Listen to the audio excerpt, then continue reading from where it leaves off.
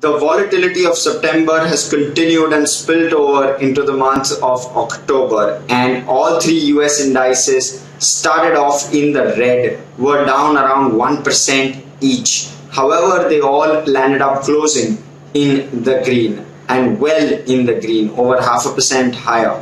So a really good and sharp recovery made by indices over the course of one day, which is the trade on Wednesday.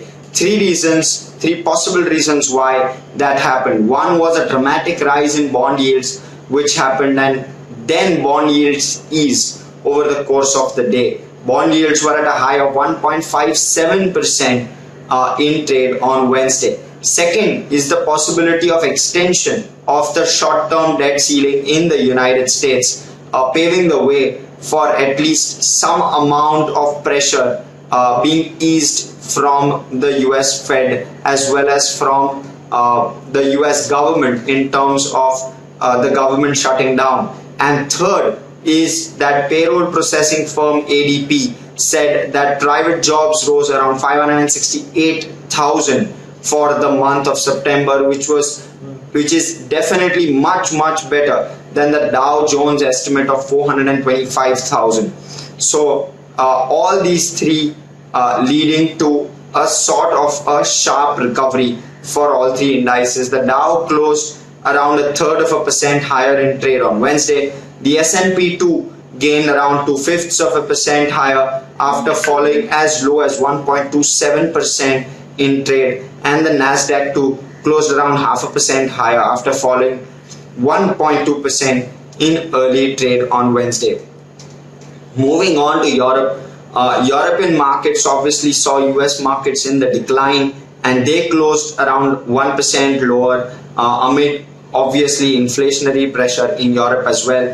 The DAX was down 1.5%, completely erasing Tuesday's gains. The FTSE 100 was down around 1.15% and has closed now lower in 4 out of the last 5 trading sessions.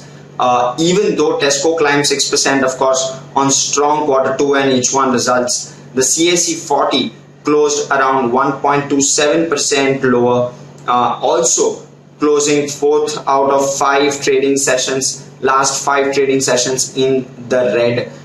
The stock 600 fell just over 1%, partially reversing the gains it had made on Tuesday. Moving on to Asia, all major Asian indices closed in the red on Wednesday. The Nikkei was down 1%, the Hang Seng was down 0.5%, the ASX 200 was down over 0.5%, and the Kospi was down 1.82%.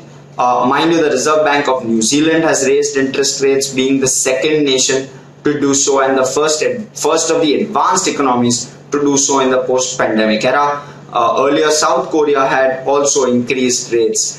Asia Pacific stocks rose in early trade today. The Nikkei was up over 1%, reversing some of yesterday's losses. The ASX 200 is up around 0.75% in early trade, and the Kospi, which saw the sharpest decline yesterday, has seen the sharpest rise today, up around 1.25% in early trade. The SGX Nifty futures closed around 1% lower in trade yesterday and was up around 2/3% in early trade today. So good news for Indian indices as well. Moving on to commodities. The London Metal Exchange Index was down around 1% at the close of trade yesterday. Oil retreated just as quickly as it had advanced. It was up at $79 a barrel, now at 77, back at $77 a barrel. Brent as well is down at $81 a barrel in early trade today. The dollar index also gained, was up around 1/3% in early trade today.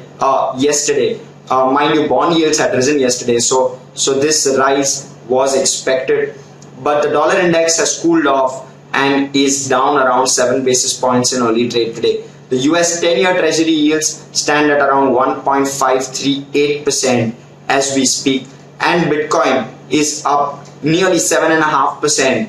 Mind you, Bitcoin has been on a tear in the last week or so and is at the $54,750 mark. That's a wrap from our side.